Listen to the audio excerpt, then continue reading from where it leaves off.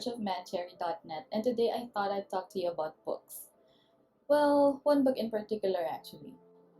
But before we do that, I thought I'd share why I'm starting this series. Well, I hope it would be a series, but I thought I'd share why I'm making this video. So this is a book review of sorts because I love books.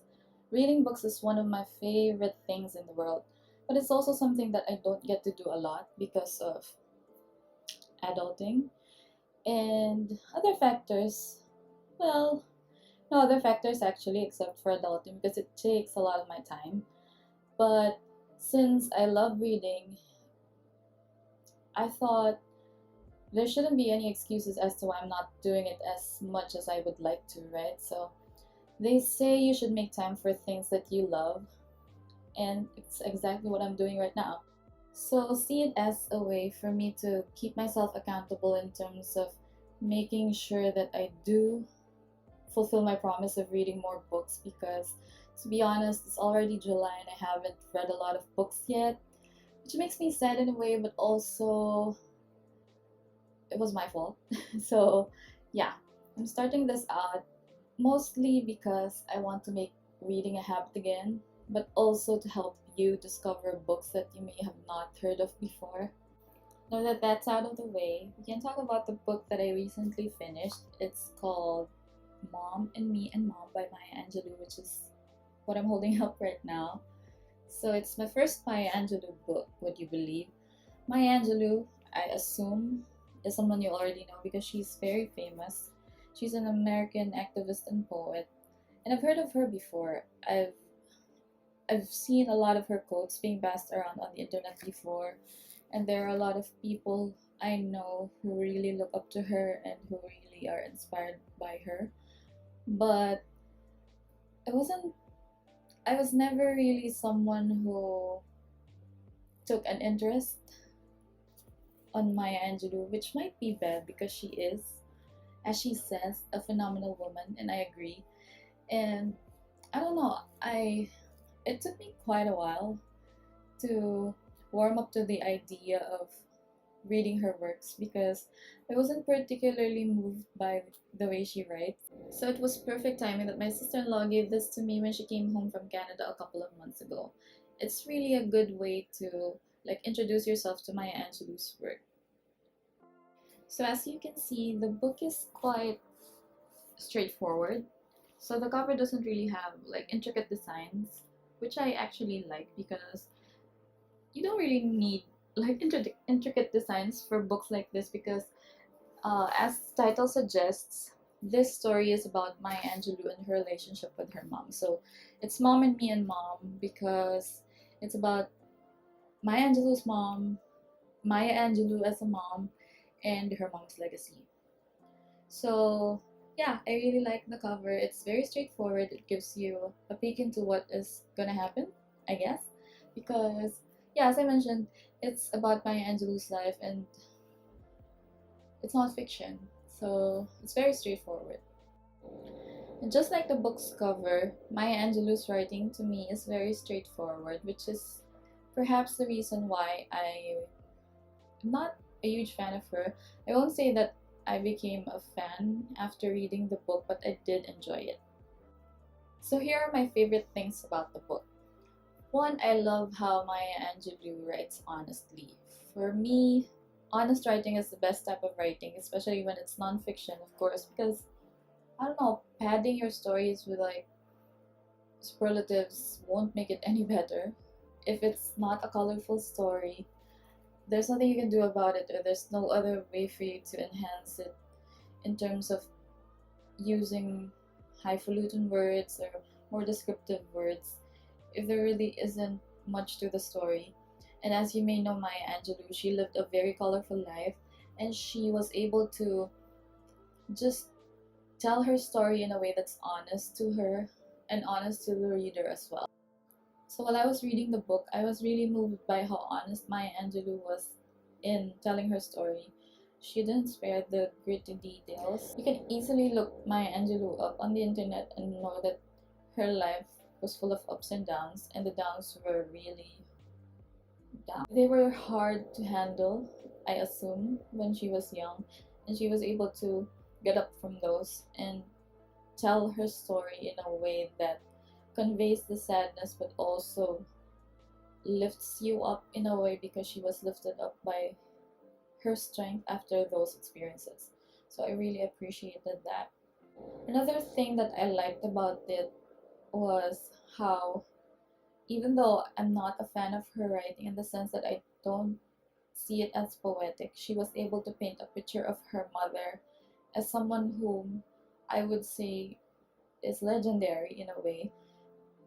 But I guess it's also in large part because her mother, Vivian Baxter, is a very bold person. Like, her personality is something else. She's very strong, very straightforward. She knows what she wants and she knows how to get it. She's very compassionate. She is very kind.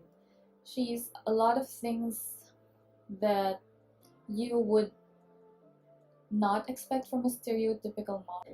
She consoles, but not in a way that's like ooey gooey.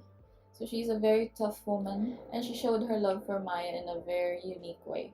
So I really appreciated how Maya Angelou was able to like give me a vivid picture of how her mother was like when she was still alive. And the best thing, I guess, that I liked about the book was Maya Angelou's mom, which might be expected because it is a book about her, but I reckon there would be other mother characters that wouldn't be as interesting because Vivian Baxter, as I mentioned, is not the stereotypical type of mom. She's very strong, she's very straightforward and very self-assertive, but you won't say that she's tough in a way that she doesn't care. So she really handles herself really well as an individual.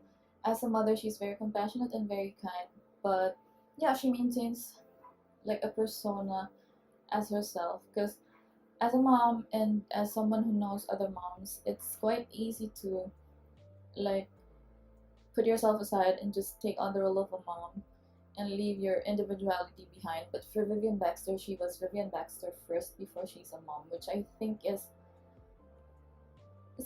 not not normal, but it's refreshing. I think that's the perfect word to describe it. So if you read the book or if you just look up her life, you know that Vivian Baxter lived an even more colorful life than Maya Angelou. You get the impression that she's unconventional in a way that's really pushing the limits because when you read the book, you might get the idea that she's a gangster, as in like a real gangster, not original gangster as like Gen Z people would call their idols and such. She was really like a gangster in that she had a gambling business and that she was very open about her thoughts of shooting people,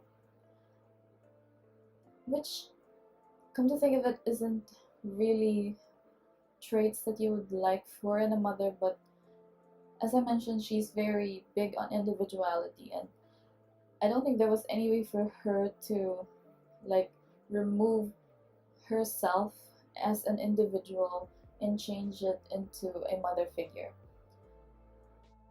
After finishing the story, I can say that I am inspired by Vivian Baxter, not in the way that I would pursue a gangster life, but I am inspired to continue being my individual while also being different things in life, such as a mother, a wife, someone who has a career.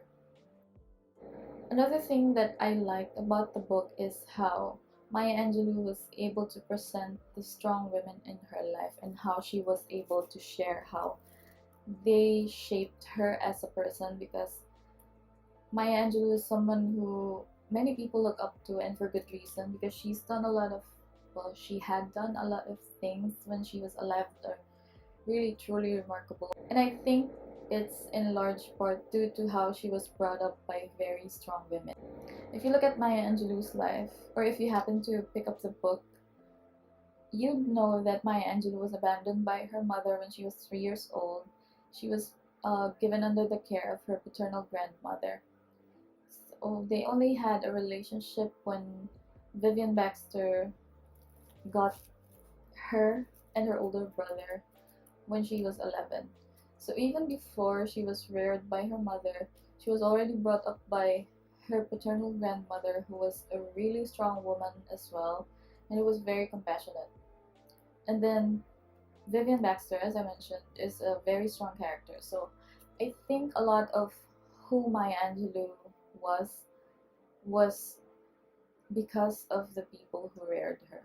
And I know that there are a lot of things that should be owed to the individual, but I also think that the people you surround yourself with would affect you as a person, not only in terms of how you interact with them, but also how you see the world, how you make decisions.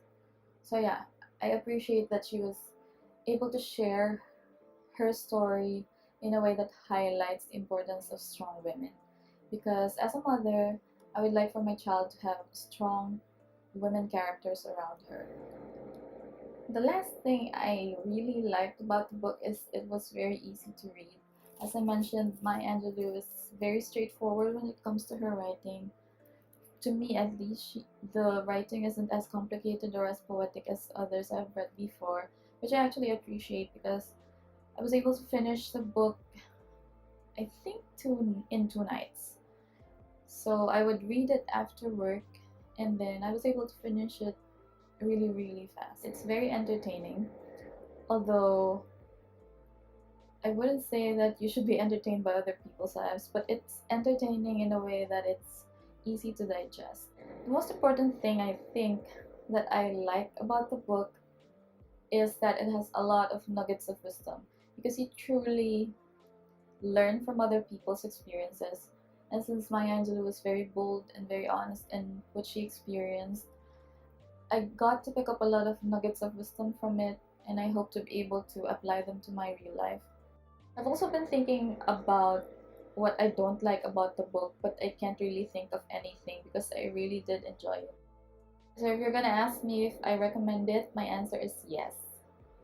Even if you're not a mom, you have a mom, so you can still relate to it. Like, you can maybe even see parts of Vivian Baxter or Maya Angelou that are similar to your mom. But overall, even if you don't, it's a very easy read. It's easy to digest. You can finish it in maybe one sitting if you're gonna do it on a weekend, and you're gonna get a lot of lessons out of it. Let me know what you're reading. I'm still looking for a lot of new books to read, even though I have a to-read pile, some of which are behind me, if you can see.